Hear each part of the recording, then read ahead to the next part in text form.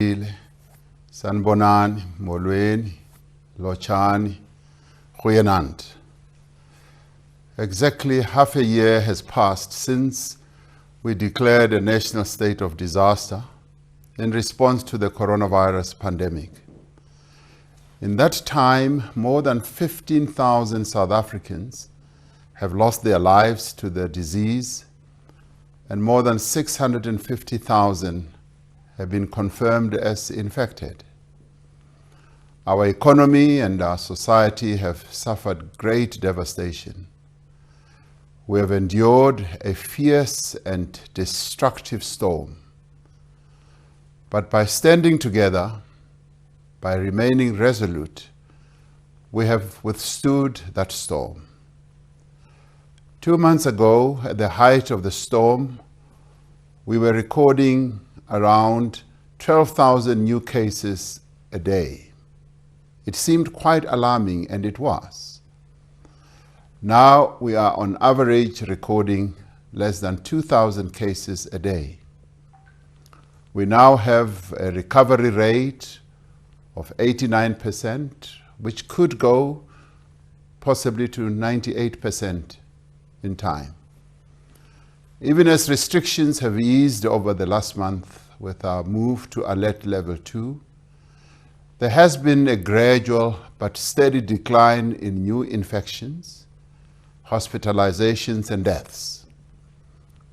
Demand for hospital beds, ventilators, oxygen, and other essential medical requirements has also reduced steadily. We have succeeded in overcoming the worst phase of this epidemic while protecting the capacity of our health system. I wish to applaud you all, the people of South Africa, for this achievement and for the thousands of lives that have been saved through our collective actions. This achievement has also been recognized by the World Health Organization, which has been working closely with us to strengthen our response. As we said earlier, they have continued, that is the World Health Organization, to give us advice and have even deployed their top experts to our country. We are grateful for all the support we received from Dr. Tedros Ghebreyesus, the Director General of the World Health Organization, and his colleagues in Geneva, as well as the Africa Centers for Disease Control and Prevention at the AU in Addis Ababa. Although we have made remarkable progress, a number of our people are still getting infected, and some are losing their lives. By any measure, we are still in the midst of a deadly epidemic. Our greatest challenge now, and our most important task, is to ensure that we do not experience a new surge in infections. Several countries around the world have been hit by a second wave or a resurgence of infections. We want to avoid this. A number of these countries had passed the peak of the disease and had seemingly brought the virus under control. Some of them had even lifted most of the restrictions on economic and social activity. In many cases, the second wave has been more severe than the first. Several countries have had to reimpose hard lockdowns to deal with the resurgence. Our public health response is now focused on further reducing the transmission of the virus and preparing for a possible resurge. We have now taken a decision to keep increasing coronavirus testing. Due to the decline in new infections and the reduced pressure on our health facilities, we now have sufficient testing capacity to expand the criteria for testing. Among the categories of people we will now be able to test are all those who are admitted to hospital, those who are outpatients at our hospitals with COVID symptoms, and individuals who have been in close contact with confirmed cases, whether or not they themselves have symptoms. Alongside increased testing, we're improving contact tracing through the deployment of the COVID Alert South Africa mobile phone app and the COVID Connect WhatsApp platform. Effective testing and contact tracing systems will allow us to quickly identify and contain outbreaks before they spread further. I want to make a call this evening to everyone who has a smartphone in South Africa to download the COVID Alert mobile app from the Apple App Store or Google Play Store. The app has been zero rated by mobile networks, so you can download it without any data costs. Using mobile technology, particularly Bluetooth, the app will alert any user if they have been in close contact with any other user who has tested positive for coronavirus in the past 14 days. The app is completely anonymous. It does not gather any personal information, nor does it track anybody's movements or location. So it is safe to use. The Department of Health has also developed WhatsApp and SMS systems for people without smartphones to provide them with test results and alert them to any possible exposure to the virus. Contact tracing is an important preventative measure to protect yourself and your close family and friends. We will be undertaking a nationwide survey to assess the actual levels of infection within society. This survey, known as a seroprevalence survey, uses antibody tests to see if a person has been exposed to the coronavirus. A nationwide study will allow scientists to estimate the extent of asymptomatic infections and immunity within the population, as well as better understand the transmission patterns of the virus.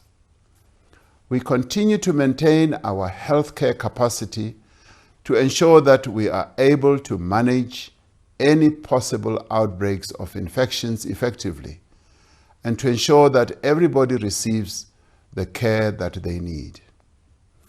The Department of Health is working closely with trade unions and other stakeholders to ensure that all healthcare and other frontline workers have the necessary personal protective equipment and safe working conditions.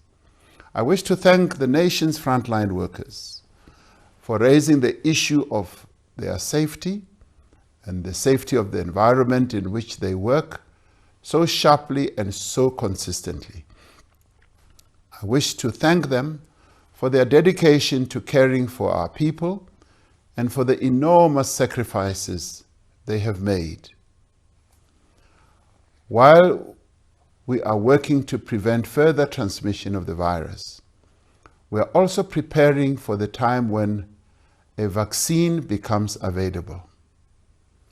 To ensure that South Africa is able to access an effective vaccine as quickly as possible and in sufficient quantities to protect our population, the country is participating in a global initiative supported by the World Health Organization to pool resources for the development and distribution of a vaccine.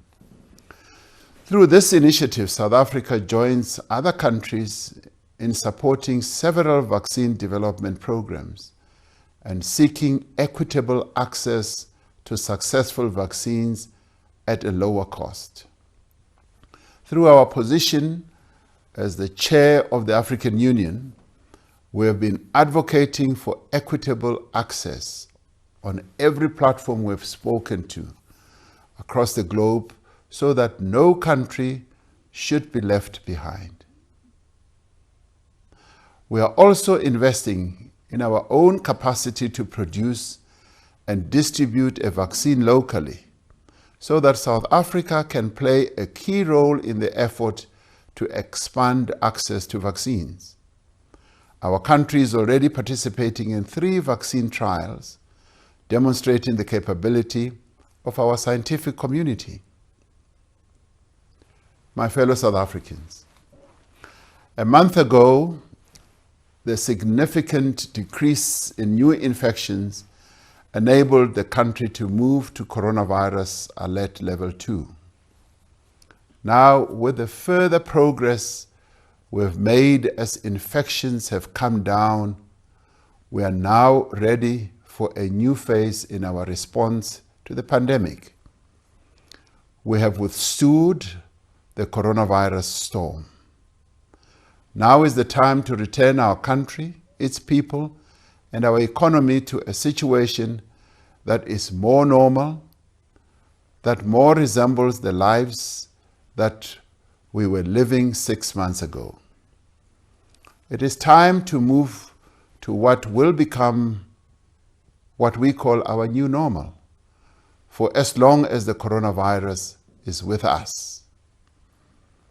While much economic activity resumed from June, it is now time to remove as many of the remaining restrictions on economic and social activity as it is reasonably safe to do. Following consultations with a number of stakeholders, provincial, local government, traditional leaders, and drawing on the advice of scientists and engagements with various stakeholders, Cabinet decided this morning that the country should now move to alert level 1. The move to alert level 1 will take effect from midnight on Sunday, the 20th of September 2020. This move recognizes that levels of infections are relatively low and that there is sufficient capacity in our health system to manage the current need. The move to alert level 1 will mean a further easing of restrictions on gatherings, social, religious, political, and other gatherings will now be permitted as long as the number of people does not exceed 50% of the normal capacity of a venue or the facility. But this must only be to a maximum of 250 people for indoor gatherings and 500 people for outdoor gatherings. Health protocols such as washing or sanitizing of hands, social distancing, and mask wearing will need to be strictly observed. The maximum number of people who may attend a funeral is increased from 50 to 100 due to the higher risk of viral transmission at funerals. Night vigils are still not permitted. Venues for exercise, recreation, and entertainment, such as gyms and theaters, which were limited to no more than 50 people, will now be allowed to accommodate up to 50% of their venue's capacity as determined by the available floor space, subject to social distancing and other health protocols. Existing restrictions on sporting events remain in place. Where required for for the purposes of voter registration or special voting, the Independent Electoral Commission will be allowed to visit correctional centers, health facilities, old age homes, and other similar institutions to do their work. This will be subject to all the health protocols, which will include the wearing of masks and washing of hands and sanitizing of hands as well. One of the earliest measures we took to contain the spread of the virus was to severely restrict international arrivals and to close our borders. With a move to alert level 1, we will gradually and cautiously ease restrictions on international travel. We will be allowing travel into and out of South Africa for business, leisure, and other travel with effect from the 1st of October 2020. This is subject to various containment and mitigation measures. Travel may be restricted to and from certain countries that have high infection rates. A list of those countries will be published, and it will be based on the latest scientific data that we will be able to get on those countries.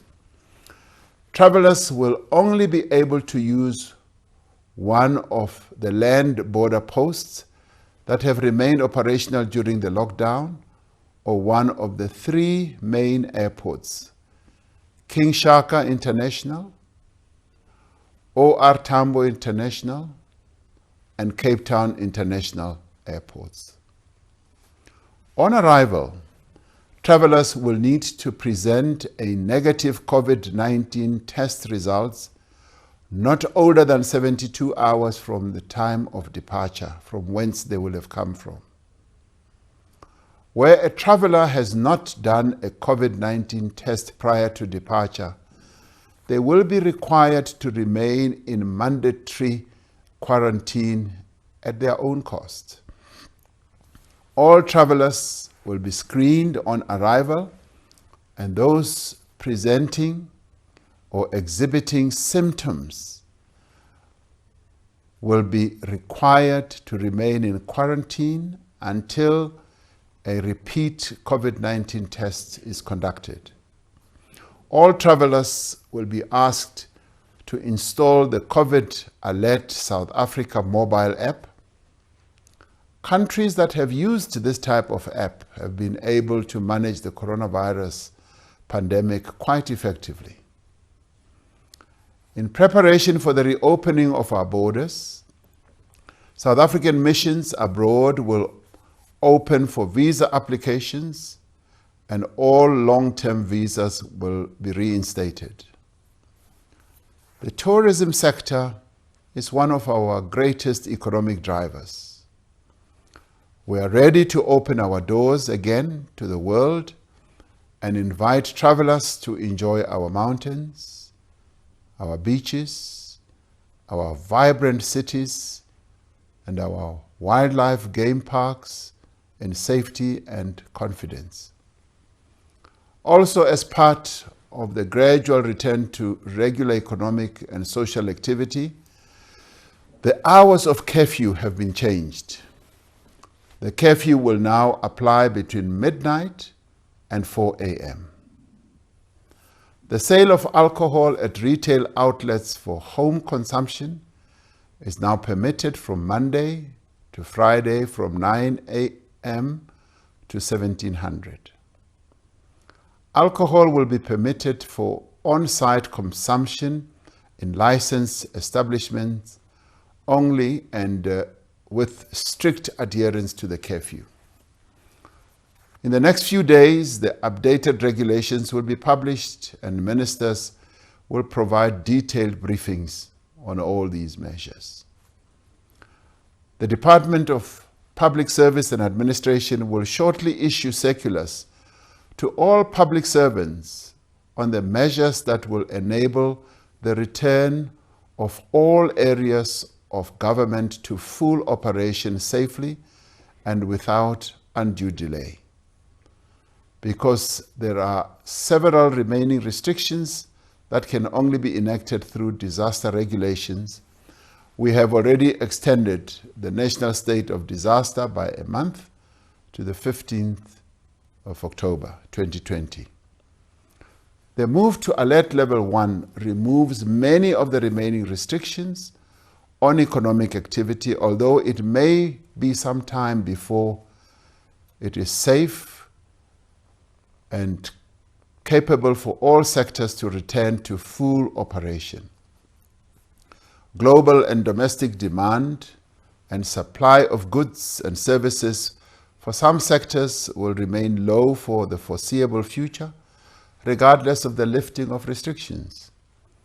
It is therefore vital that we move with urgency to rebuild our economy, to restore growth, and to create jobs. Following several weeks of engagement, the social partners at NEDLAC have made tremendous progress on an ambitious social compact for economic recovery. This represents a historic milestone for our country, demonstrating what can be achieved when we unite to confront an urgent crisis. Cabinet will build on this emerging common ground to finalize the country's economic reconstruction and recovery plan in the coming weeks. The reconstruction and recovery plan will be finalized, but it will also build on the 500 billion economic and social relief package we announced in April, which has provided vital support for households, companies, and workers at a time of dire need for our country. Through the special COVID-19 grants and the top-up of existing grants, well over 30 billion in additional support has already been provided directly to more than 16 million people from poor households. More than 800,000 companies have benefited through the UIF wage support scheme and through the grants and loans provided by various government departments and public entities. More than 4 million workers have received 42 billion rand in wage support, helping to protect these jobs even while companies were not able to operate. This support has touched the lives of millions of South Africans and has made a real difference to those in greatest need. The UIF benefit has been extended until the end of the national state of disaster to ensure that those workers and companies whose income remains at risk can continue to be supported. In addition to those businesses that have received direct support, many more companies have benefited from tax relief measures worth in the region of 70 billion rand. And millions of South Africans have benefited from the historic reduction in the interest rates that have been announced by the central bank. Adjustments have been made to the loan guarantee scheme that was announced when we announced the 500 billion relief assistance measures to make it easier for companies of any size to access credit at low interest rates with repayments delayed for as much as 12 months. We encourage all companies that have faced a disruption of their earnings to seek support from this scheme while the economy recovers. At the beginning of the pandemic, we appealed to South Africans to demonstrate their solidarity and patriotism by supporting governments and our national effort in dealing with the pandemic.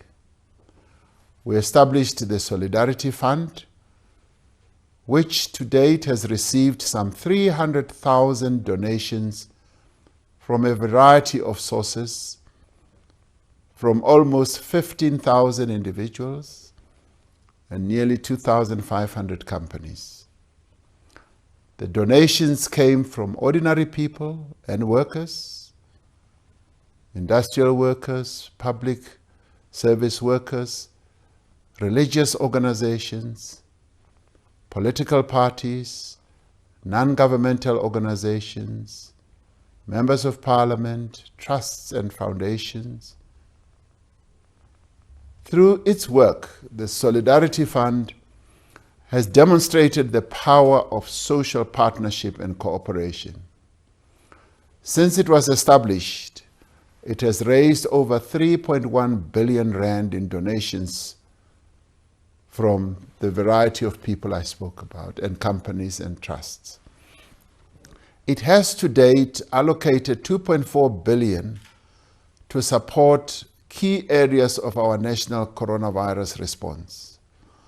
These include the purchase of testing equipment, medical supplies, and personal protective equipment, and has also enhanced the local manufacture of ventilators. It extends its help and assistance to food relief for vulnerable households through vouchers for subsistence farmers, care for survivors of gender-based violence, and a national COVID awareness campaign. Fellow South Africans, violence against women and children has continued unabated during the period of the pandemic. We are determined as a government to continue with our resolve to deal with the scourge of gender-based violence and femicide. Based on the latest data, we have identified 30 hotspots around the country where the problem is most rife.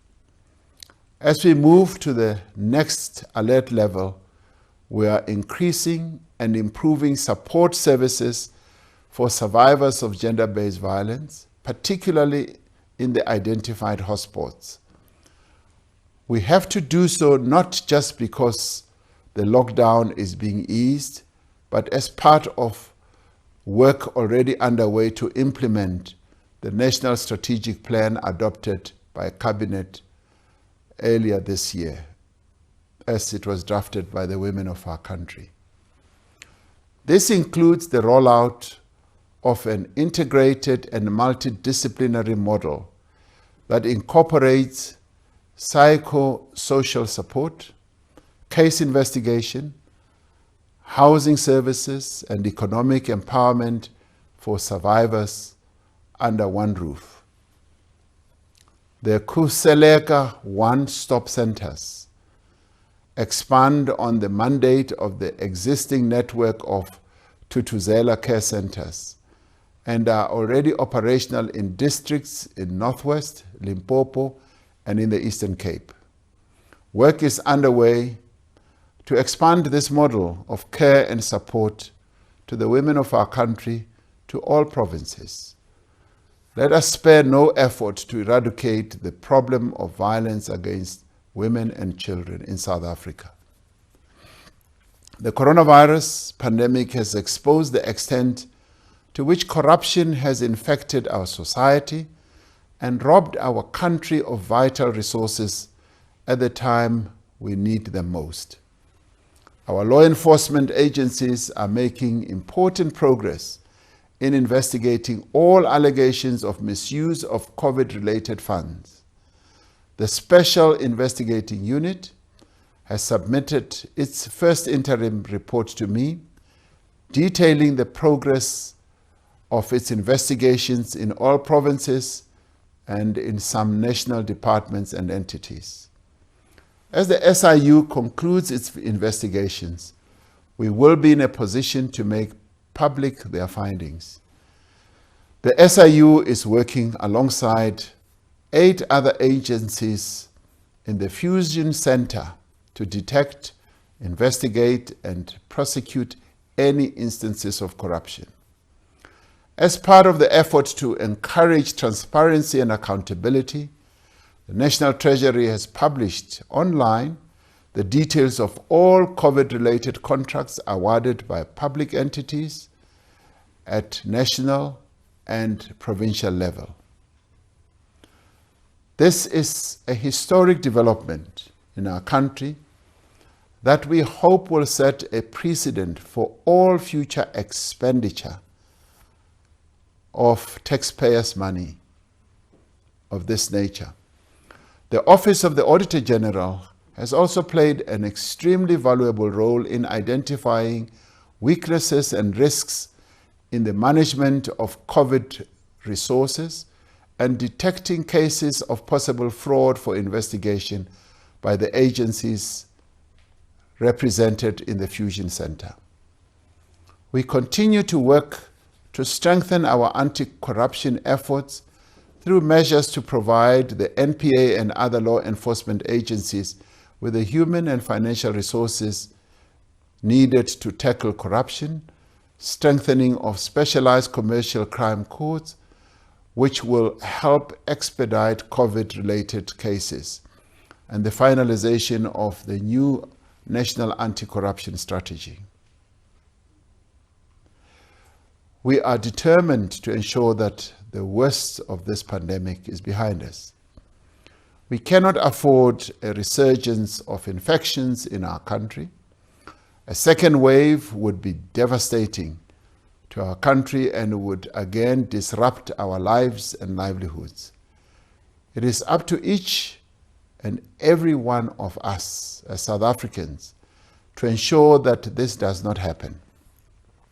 As we settle into a new normal and learn to live alongside the coronavirus, we must continue to exercise every possible precaution to avoid infecting others. This is how we are going to keep ourselves safe and keep our economy open.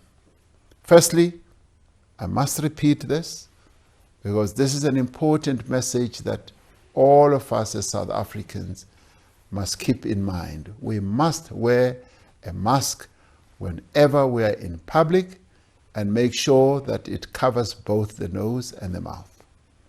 Secondly, we must maintain a distance of 1.5 meters from other people at all times and ensure that we are in spaces that are well ventilated. Thirdly, we must continue to wash our hands or use hand sanitizers regularly. Fourthly, we must download the COVID Alert South Africa app and protect our families and communities. In just over a week from now, South Africans will celebrate Heritage Day under conditions that will be better in many ways from what we have experienced over the last 6 months. Last 6 months have been difficult for all of us. I urge everyone to use this public holiday, Heritage Day, as family time to reflect on the difficult journey we have all traveled, to remember those who have lost their lives, and to quietly rejoice in the remarkable and diverse heritage of our nation. And there can be no better way to celebrate our South Africanness than joining the global phenomenon that is spreading across the world, and that is the Jerusalem Dance Challenge. The Jerusalem song that I love so much. So I urge all of you to take up this challenge on Heritage Day and show the world what we are capable of. Our performers have demonstrated to the world that we've got good music and good dance and good moves. So quietly, let us celebrate our heritage. Just as we have acted together to defeat this virus, we must roll up our sleeves and get to work rebuilding our economy, we have a mammoth task ahead of us. It will take the combined effort of each and every South African to restore our nation to prosperity and development. This is now the task of our generation, and our work starts today.